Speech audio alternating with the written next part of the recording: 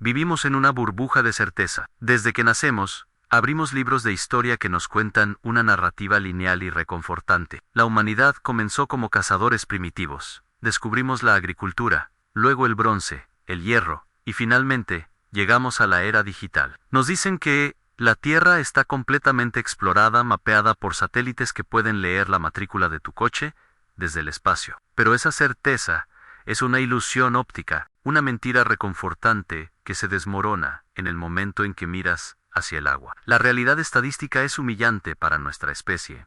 Hemos mapeado con mayor precisión la superficie de Marte, los cráteres de la Luna e incluso la topografía de Venus, que el fondo de nuestros propios océanos. Los oceanógrafos estiman que más del 80% del lecho marino sigue siendo un mapa en blanco, un vacío azul en nuestra base de datos, donde no tenemos idea de lo que hay. Y es precisamente en ese vacío, en ese 80% inexplorado, donde reside nuestro miedo más primitivo y nuestra mayor amenaza histórica. Porque en el pequeño porcentaje que sí hemos logrado iluminar con nuestras linternas y sonares, hemos encontrado cosas que desafían violentamente la cronología oficial. No estamos hablando de peces extraños o nuevas especies de coral. Estamos hablando de anomalías estructurales, objetos tecnológicos que violan el contexto geológico, ciudades enteras sumergidas en lugares donde la geología dice que no debería haber humanos, engranajes de metal complejos construidos milenios antes de que la revolución industrial fuera siquiera un sueño. Estos hallazgos se conocen como OPARTS, artefactos fuera de lugar, son las piezas del rompecabezas que no encajan, las pruebas de que la historia de nuestro planeta es mucho más extraña, antigua y aterradora de lo que nos han contado en la escuela. Cuando un sonar militar detecta una pirámide a 600 metros de profundidad, la ciencia oficial entra en pánico. Se apresuran a buscar explicaciones racionales. Es una falla del equipo, es una formación rocosa, curiosa y de pareidolia. Pero hay hallazgos que son demasiado precisos, demasiado complejos y demasiado artificiales para ser explicados por la casualidad. Hoy, vamos a realizar una inmersión forense en lo prohibido. Vamos a diseccionar los informes de las expediciones, los datos crudos de los radares y los testimonios de los expertos que arriesgaron sus carreras para decir la verdad. Vamos a explorar los 5 hallazgos submarinos que la ciencia no puede explicar y que sugieren una verdad incómoda, o bien, la humanidad es mucho más antigua de lo que creemos, o alguien más estuvo aquí antes que nosotros.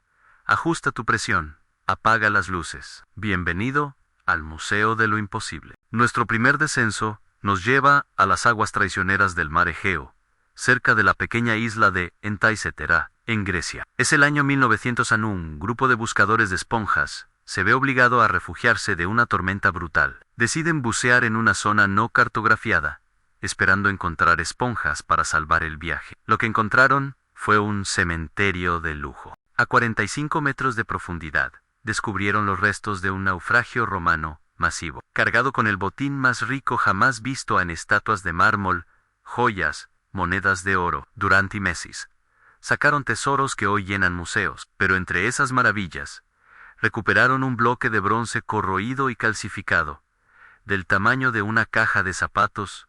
Parecía basura. Nadie le prestó atención. Fue arrojado a una caja en el Museo Arqueológico Nacional de Atenas y olvidado. 2 años después, la roca se secó y se partió por la mitad. Y lo que reveló en su interior cambió la historia de la tecnología para siempre. Dentro de esa masa de corrosión verde, había engranajes. No eran simples ruedas, eran engranajes de bronce de precisión milimétrica, con dientes triangulares cortados a mano, encajados unos con otros en capas complejas, como el mecanismo de un reloj suizo de alta gama. El problema es la fecha. El naufragio data del año 87 a.C.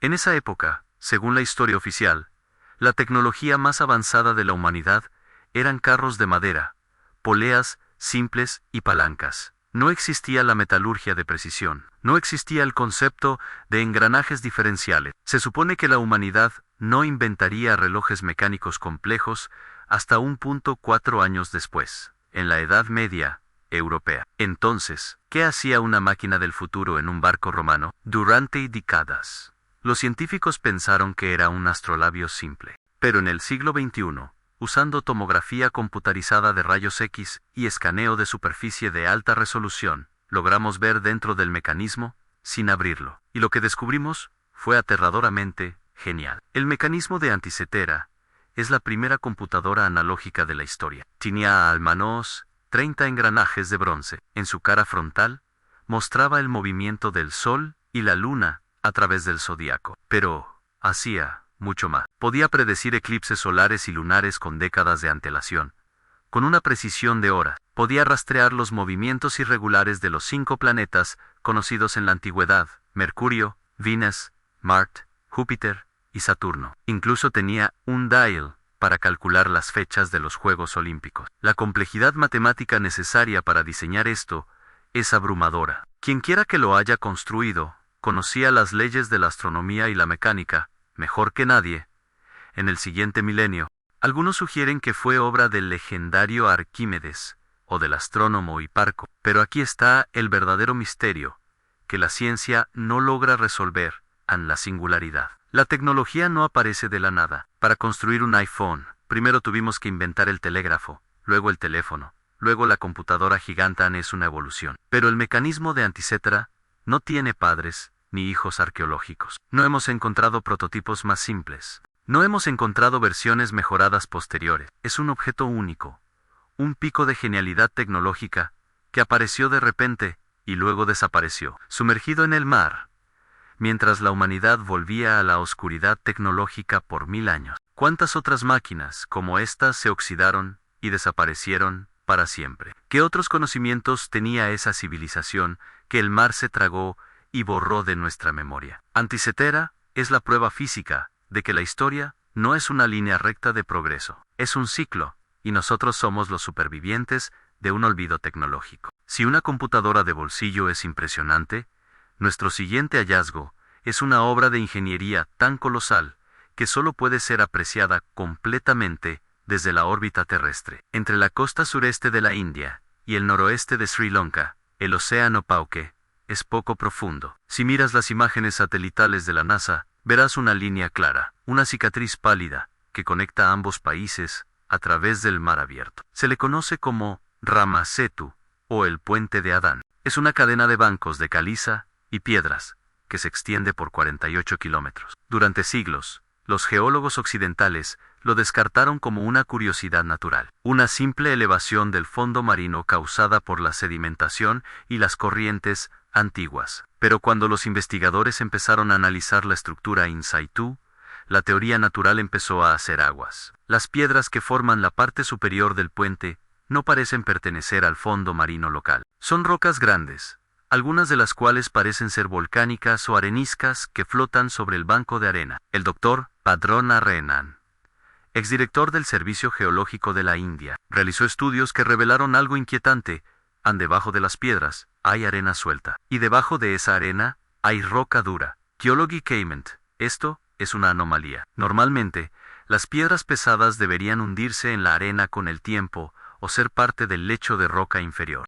Encontrar rocas pesadas encima de una capa de arena marina sugiere que fueron colocadas allí intencionalmente. Y aquí es donde la leyenda golpea la ciencia con la fuerza de un martillo. En el antiguo texto épico hindú, el Ramayana, escrito hace miles de años, se describe con detalle casi periodístico la construcción de este puente. El texto narra cómo un ejército de vanaras, una raza de hombres mono, o humanoides, construyó un puente flotante de piedras gigantes, bajo las órdenes del señor Rama, para que su ejército pudiera cruzar el océano hacia Lanka y rescatar a su esposa Sita del rey demonio Ravana. El texto no habla de magia, habla de ingeniería. Describe cómo trajeron las piedras, cómo las alinearon, y cómo usaron troncos y madera para asentarlas. La controversia explotó a nivel mundial cuando se propuso el proyecto del canal de navegación Setu-Samudrama, que pretendía dragar y destruir el puente para permitir el paso de barcos grandes. Los estudios preliminares para la obra arrojaron datos de datación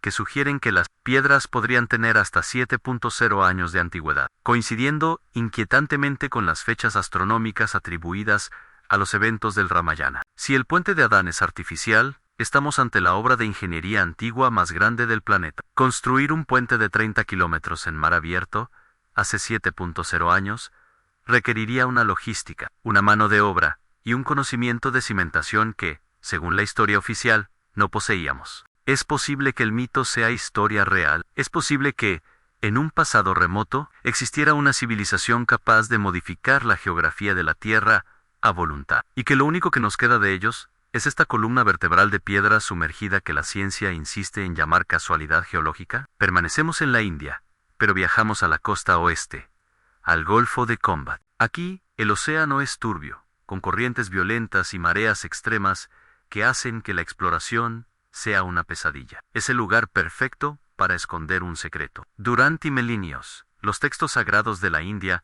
hablaron de Dwarka, la ciudad dorada del dios Krishna. Se decía que era una metrópolis utópica, con 900 palacios construidos con cristal y metales preciosos, fortificada contra los enemigos. La leyenda dice que, cuando Krishna dejó la tierra, el océano se levantó en una ola masiva y tragó la ciudad entera, borrándola del mapa. Para los arqueólogos occidentales del siglo XX, Dwarka era mito, un cuento de hadas equivalente a la Atlántida o el rey Arturo. Las ciudades de cristal no existen, decían, pero en el año 2000, la arrogancia moderna recibió un golpe mortal. El Instituto Nacional de Tecnología Oceánica de la India NIOT estaba realizando pruebas rutinarias de contaminación sonar en el Golfo, a 40 metros de profundidad. No buscaban arqueología, buscaban basura. Pero las imágenes de sonar de barrido lateral empezaron a mostrar líneas rectas, ángulos de 90 grados, formas geométricas que se extendían por kilómetros. Intrigados, enviaron dragas para recuperar muestras del fondo. Lo que subieron a la superficie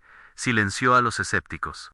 Recuperaron artefactos de piedra pulida, piezas de cerámica, restos de muros y, lo más importante, un trozo de madera carbonizada. La madera es el santo grial de la arqueología submarina, porque, a diferencia de la piedra, se puede datar con carbono 14. Enviaron la muestra a 2 laboratorios diferentes de renombre mundial: el Instituto de Paleobotánica de Birbal, Sani, en India, y un laboratorio en Hyderabad. Los resultados fueron idénticos y devastadores para la cronología histórica.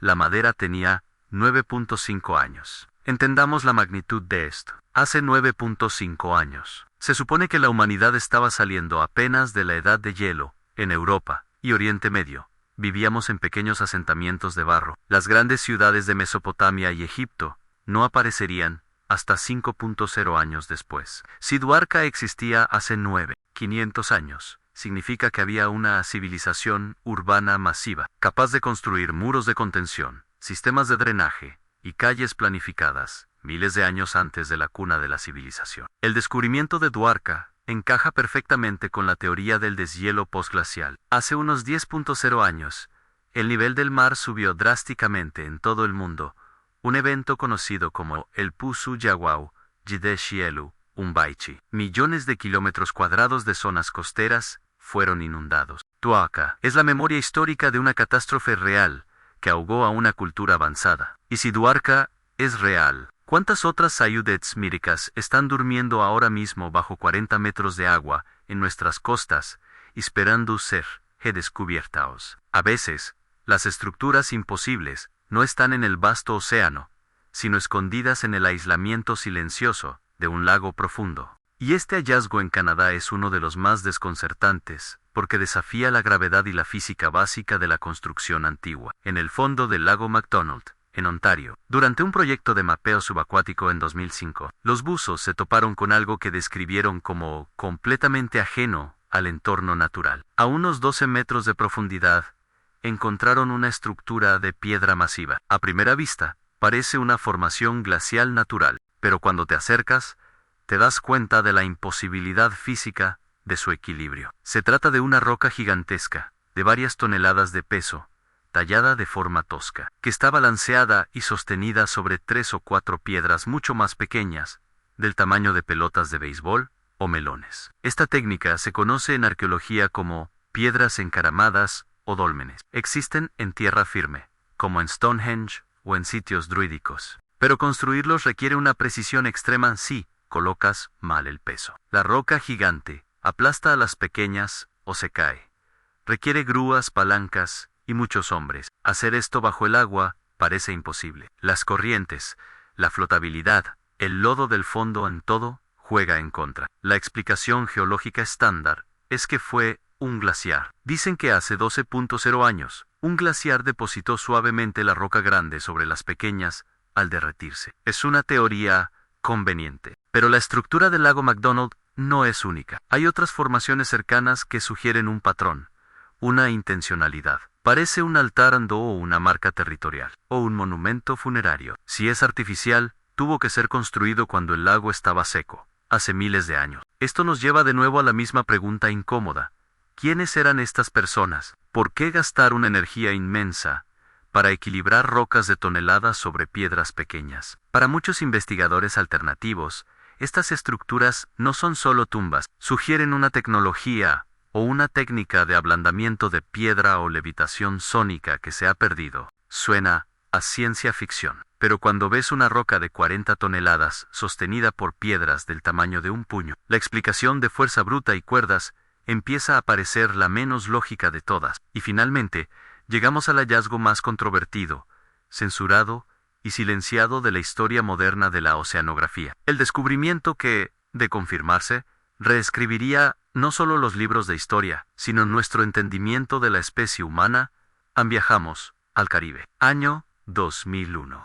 Paulina Zalitsky, una ingeniera marina soviética canadiense, de gran prestigio, y su esposo, Paul Weinzweig, fueron contratados por el gobierno de Fidel Castro. Su misión no era buscar arqueología, sino tesoros. Cuba quería localizar galeones españoles hundidos con oro para financiar su economía. Se les dio permiso exclusivo para escanear zonas militares restringidas. Utilizando un sonar de barrido lateral avanzado, el equipo del barco Ulises estaba mapeando una zona al oeste de la península de Guanacabibes. El mar allí es profundo, oscuro y traicionero. De repente, a una profundidad absurda de 650 metros 2.0 pies, el sonar empezó a dibujar algo que no tenía sentido. El fondo marino en esa zona es una llanura de lodo volcánico. Debería ser plano y desierto, pero las imágenes mostraban estructuras masivas de piedra, organizadas en patrones geométricos y urbanos. No eran rocas aleatorias.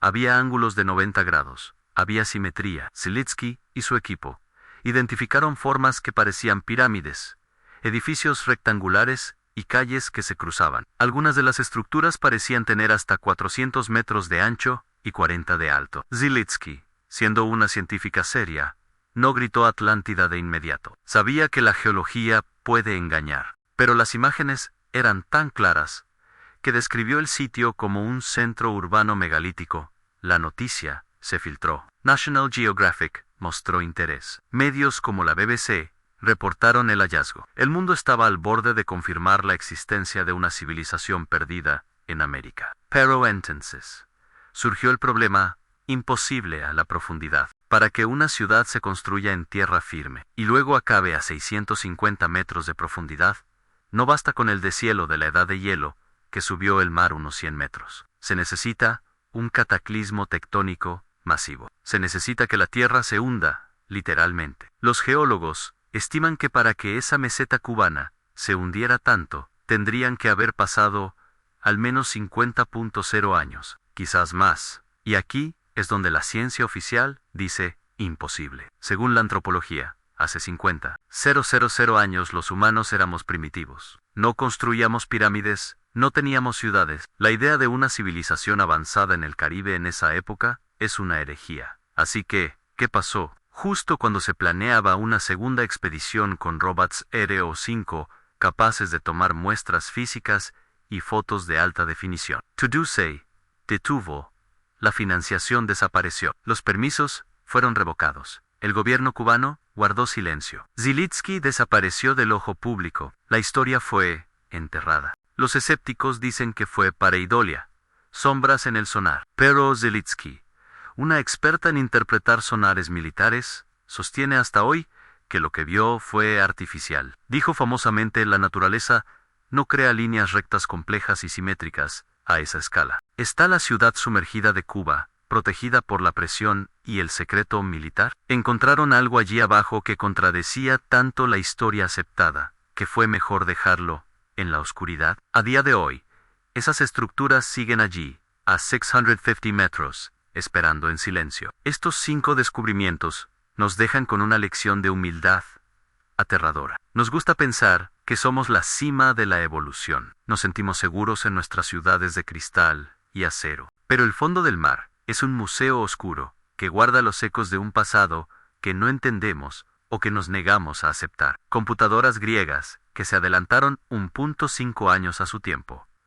Puentes que unen continentes mencionados en mitos falsos. Ciudades enteras con planificación urbana que preceden a la historia escrita. La ciencia intenta explicarlo todo con geología, casualidad y errores de interpretación. Pero hay un punto donde la casualidad se vuelve matemáticamente imposible. Hay demasiadas anomalías, demasiados errores en la matrix de la historia. Quizás la humanidad no es una línea recta. Quizás es un ciclo. Civilizaciones que ascienden, alcanzan la gloria, y luego son borradas por el agua, dejando solo piedras silenciosas en el abismo, para que la siguiente humanidad las encuentre y se pregunte, ¿quiénes serán? Tal vez nosotros somos solo los siguientes en la lista. Y ahora, la pregunta es para ti: de estos 5 hallazgos imposibles, ¿cuál te rompe más la cabeza? ¿Crees que el mecanismo de Antikythera es prueba de una tecnología perdida? ¿O crees que la ciudad de Kuba es la verdadera Atlántida? No seas un observador pasivo. Déjame tu teoría en los comentarios, por más loca que parezca. A veces, la verdad es más extraña que la ficción.